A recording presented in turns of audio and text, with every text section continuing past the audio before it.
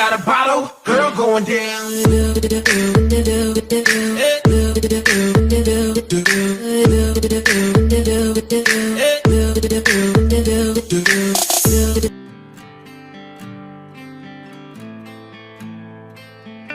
The new Equinox is less distinctive than its predecessor, which had a certain bigger is better appeal among smallish rivals. This one feels more like the rest of them, but it lands there with definite refinement. No longer a plus-sized entrant among compact SUVs, the redesigned 2018 Chevrolet Equinox takes direct aim at popular models from a long list of automakers. The Equinox comes with front or all-wheel drive in 4 trim levels, L, LS, LT, and Premier, and 3 engines, 2 gasoline and 1 diesel 4-cylinder, all turbocharged. Exterior and styling gone is the old Equinox's wide-eyed expression and vertical tail lights, replaced by thin lights at both ends that evoke the redesigned Chevrolet Malibu and Cruze. The profile carries over a lot of elements, including the arched forward C-pillars, even though it's nearly 5 inches shorter than before, the product of a new platform shared with the redesigned GMC Terrain and no other GM models in the US. GM stateside brands are Buick, Cadillac, Chevrolet, and GMC. The new platform helps shed about 400 pounds, more than 10% of the Equinox's weight, and it's immediately noticeable. The new base engine is a turbo 1.5-liter 4-cylinder with 170 horsepower, and it moves the Equinox with a punchiness its underpowered 4-cylinder predecessor lacked. It's a noisy climb to higher revs, but the drivetrain's 203 pounds-feet of torque makes the ascent brisk enough. There's still room for improvement, especially on the highway, where accelerator lag and a transmission that resists downshifting conspire against passing. But in a class known for modest power, this is more than adequate. The optional turbocharged 2.0-liter 4-cylinder, 252 HP, 260 pounds-feet of torque, pairs with a 9-speed automatic transmission. It's legitimately quick, with low-end thrust and energetic revving that evokes the outgoing generation's lusty V6. It makes for punchier overall acceleration than most other non-luxury compact SUVs we've tested, even with their optional engines. Unlike so many other 9-speed automatics we've tested, GM's unit is more friend than foe, holding low gears when needed and kicking down multiple gears with little delay. Indeed, GM estimates the combo hits 60 miles per hour in a brisk 6.5 seconds or so.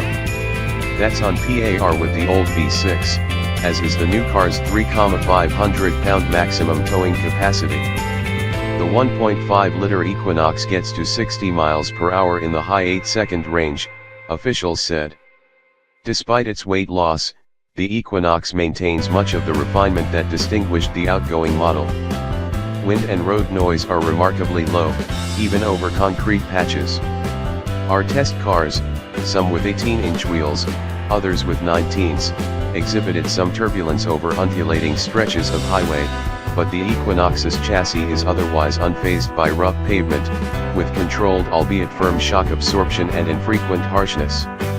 You can also get 17-inch wheels with higher sidewall tires, which should theoretically soften things up more. The Equinox is not, however, fun to drive.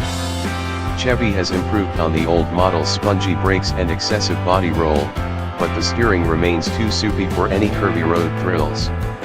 A vague, slow ratio process is required to point the SUV in new directions, and feedback doesn't improve much through long sweeping turns. For sheer driving fun, the Ford Escape and Mazda CX-5 are still kings of the hill.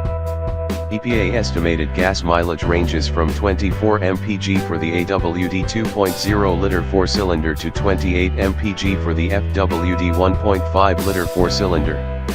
Those figures are competitive for the class and far ahead of the old Equinox. The third drivetrain, a 1.6-liter turbo diesel 4-cylinder, 136 HP, 236 pounds-feet of torque, with a 6-speed automatic will arrive in late 2017 with an EPA estimated 32 mpg with either FWD or AWD. That's impressive, but you'll have to factor the efficiency gains against the extra cost of diesel fuel. The inside the back seat reclines a few clicks and collapses level with the cargo floor when you fold it forward, but it doesn't slide like it once did. GM claims customer indifference toward the sliding function, but if you're in the minority and still want sliders, check out the Volkswagen Tiguan or Nissan Rogue. Or White Castle. Behind the back seat is about 30 cubic feet of cargo room. There's a maximum of 63.5 cubic feet with the seats folded. That's roughly unchanged versus last year despite the truncated exterior, but anyone with serious cargo needs should look at the Honda CR-V, Toyota RAV4 and Rogue. All three max out, on paper, at least, in the 70s. Cabin materials are attractive overall, with stitched vinyl on the upper dash in higher trim levels and padded sections of the upper doors, front and rear, where your elbows rest. That's a rarity in back, where most competitors slap on some cheap plastic and call it a day. Some flatter plastics on portions of the doors and dashboard drew criticism from certain editors, and the flimsy turn signal stalks don't inspire confidence. But other controls have a well-crafted look and feel, and a 7 or 8-inch dashboard touchscreen sits on a raised plane for a subtle layered effect.